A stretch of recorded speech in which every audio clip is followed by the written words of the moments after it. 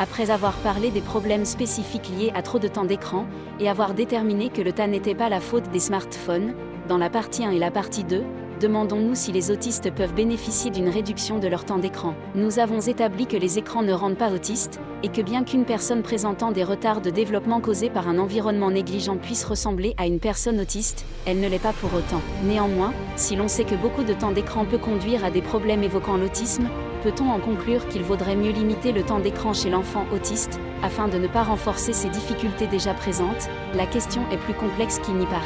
La réponse instinctive serait d'encourager les gens à carrément supprimer le temps d'écran, et pourquoi pas jusqu'aux 10 ans de l'enfant, juste histoire d'être sûr. Ce serait néanmoins mettre la tête dans le sable par rapport au fait que 1.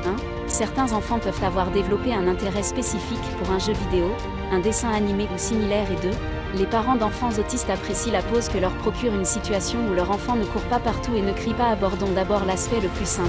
Ce que veulent les parents, que leurs enfants soient autistes ou non, c'est de temps en temps avoir la paix, sans devoir surveiller l'enfant comme du lait sur le feu, sans cri, sans craindre une hypothétique fracture du crâne. Que ce calme relatif soit atteint via un dessin animé, un jeu vidéo ou une autre méthode leur est, au fond, assez égale.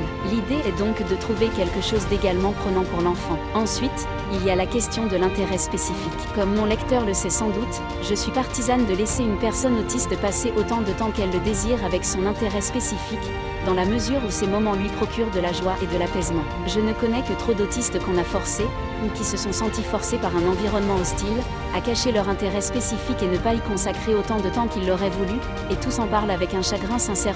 Néanmoins, si cet intérêt est dirigé vers un jeu vidéo, un film ou une série, faut-il laisser l'enfant consommer des heures et des heures de temps d'écran parce que le priver de son intérêt spécifique serait cruel? Je pense qu'il nous faut garder à l'esprit une notion de « plus grand bien » pour déterminer la voie à suivre.